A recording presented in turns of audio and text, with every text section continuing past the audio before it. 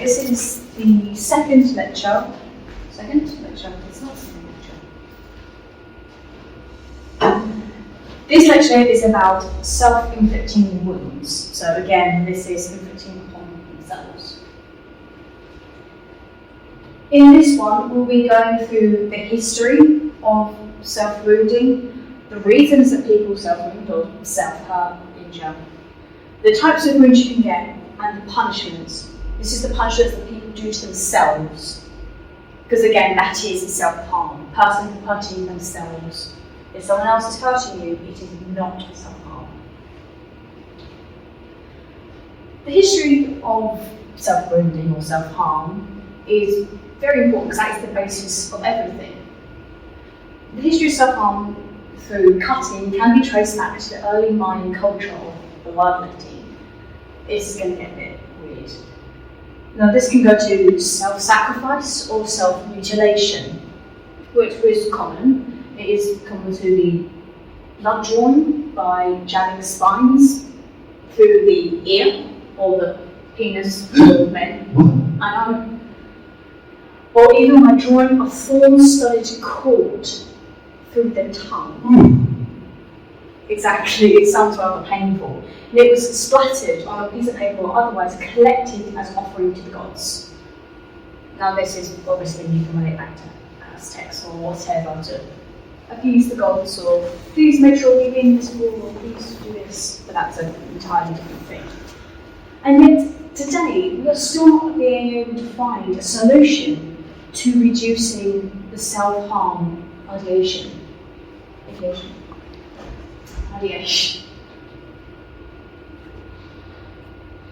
Now there obviously are links to videos that you can visit and websites that you can visit if you download the PowerPoint presentation from the Open website. Now this is reasons to self-harm is simple and yet it's complicated due to the lack of understanding we have of it. And I'm afraid that the lack of understanding is not primarily a health condition, but it is still being missed by so many professionals and so many people who claim to know what it is. Down here we have a small chart of what it can go for. It's just an endless cycle. So, such as shame or grief, emotional suffering, emotional overload, panic, then there's self-harm, temporary relief, but then you relapse and go back to the beginning again. It's like walking in a circle. It's not going to stop. It's just continuously there.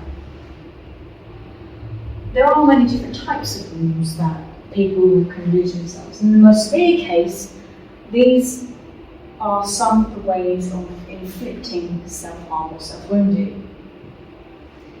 Now, self-injury can involve any of these behaviours, so the usual stereotypical cutting, burning or branding with hot objects. Again, if you're stupid enough to let people do it to you, that is not self-harm.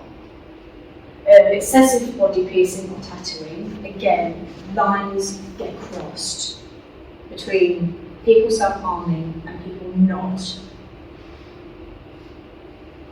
The picking at the skin or reopening wounds, such as when you fall over and something scabs over, so like on the knee, pick at it repeatedly, that is self-harm. Hair pulling, which does have a scientific name, which is up there, and I'm not going to attempt to say it because I'm pretty sure that I wouldn't be able to. There's head banging, so you've seen it in some of the films like, oh no, side of the head, on tables, on walls, on cupboards, on anything that is a solid surface that will cause injury. Hitting themselves with a hammer or any other object. It doesn't necessarily need to be heavy, but that is usually the case. And then we've got bone breaking, which is the most extreme. As you can see, there is a scale from orange to red, what is the most severe type of self-injury. Bone breaking is, obviously, as it says, it's someone going out of their way to deliberately break their own bones. They could come up with excuses, oh, I fell off a wall, I fell down the stairs, I I slipped, some vague excuse that they have to try and cover up what they're doing. Notice that there are 6 reasons why people do harm themselves. And this is to distract themselves, which is to remove their attention, which is what was said in the first lecture. They're in some form of a stressful situation, or a situation that can't be controlled by them. It's to move their attention away, or to regain control over their own mind, their experience. It is because they feel so overwhelmed and so powerless, they need to find some form of way of controlling what's going on. Releasing tension, that is a fairly common one that people think of. To feel something physical, if you're not feeling emotions, if you can't feel anything, you feel, oh, I'll hurt myself because that used to make me cry when I was younger. It makes you feel something. To express themselves or to communicate. People aren't necessarily good with their words, and this is something that we've forgotten, to talk and just to listen.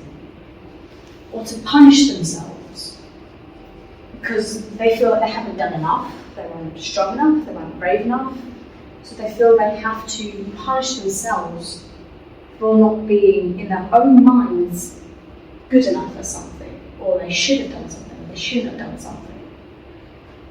Or it's just to experience a temporary feeling of intense euphoria that occurs in the immediate aftermath of self-harm.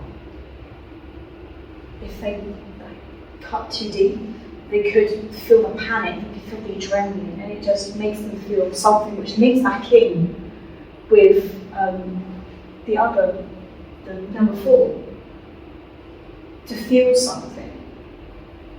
Because again, remember, self-harm is doing it to yourself, but not doing it to put yourself or your life in danger. There are distraction methods for people who self-harm and a way of taking back control. The self-harm is stating that they do not feel complete in who they are. Some part of them is missing. They are expressing the need for help to relieve pressures that have built up over time. It can be a short period of time, such as a week or even a day, to long periods of time. This can stretch on for years. Unavoidable events, such as bullying, it is as a mechanism of release for the traumatic experience. And as we go on, children are finding more horrible ways to get to you, to get to, not even just children, adults, anyone. We have social media, we have physical people bullying us. There is no escape no matter where we go. So the overwhelming feeling of hating themselves, you've been bullied, there must be something wrong with you. Or it's not just bullying, it can be anything. Just the overall feeling of you've been put in that situation because there's something wrong with you, and you start to hate yourself, and thus relieving the tension of hurting themselves to feel some form of release. Now, these are mainly associated with overwhelming thoughts and emotions, such as I just explained. Now, these can be released by more of one form of self-harm. Again, cutting is the generally picked as it happens as a form of self-harm. It is the most common that we are aware of. The release forms some strong emotions in self-harm. It's taking back control. It is then containing and releasing. You can't release your anger, you can't release your emotions, so you release something else. And if it happens to be blood, then so be it. If it happens to be a feeling of pain, then it will be that. Just as long as they don't have to contain anymore.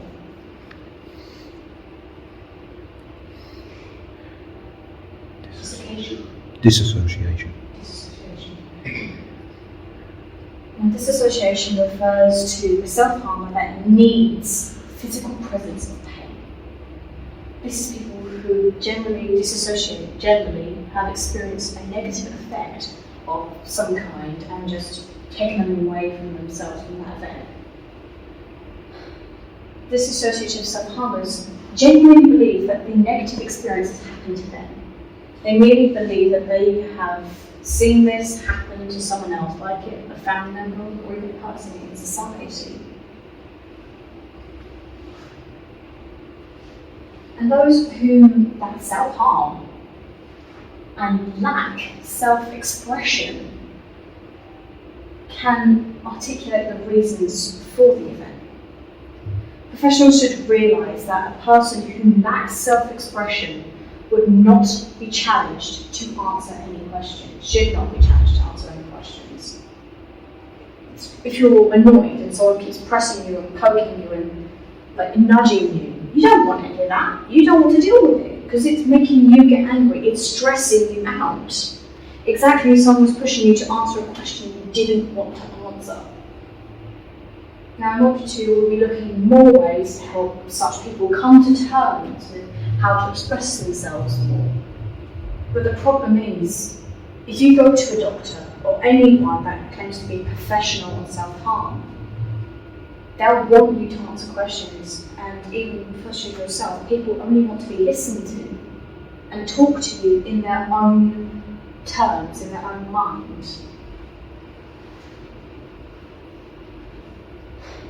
Unfortunately, the person who does the self-harming believes that they need to be punished, and this will go to great lengths to do so. People who lack self-expression can tell you why they need to punish you. They can't express it, but they know why. That's my fault, or that's me, why didn't I? But it's a lot about how they feel about themselves. Some have been known to say, because I am worthless and I need punishing. So they have in their own mind that whatever they're in, whatever situation, for whatever case it is, you are worthless and you need punishing. They can tell you that they can tell you why they think they're worthless. Judgmental practice, those who deliberately punish themselves will not help you. But then again, just pushing them for answers is not the best case scenario. It's just going to make them feel horrible.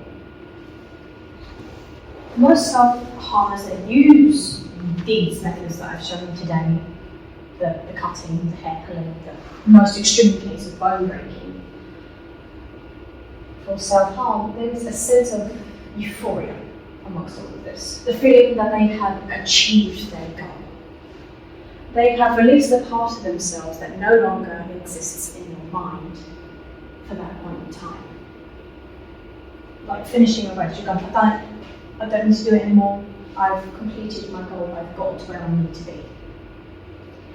Now, do not think that once you have a self-harmer's attention, they will change what they do. They won't. Some stay the same, it varies from person to person. Self-harm is episodic, which means after that attempt to self-harm, there's a period of calm. It is relaxed. It's, oh, my life's better. But it only takes one trigger, again, episodic behaviours, it happens over and over again, can happen once a year, 3 times a year, or so forth. There is no time frame. It's like I said, it's not like someone goes into a calendar and goes, oh, that day, I'll do it then. It's a trigger. Self-harming is a trigger and a coping mechanism. Now, these are some of the references that we have. If you do want to look more into them, please just go on to the PowerPoint, which is online. Thank you for listening.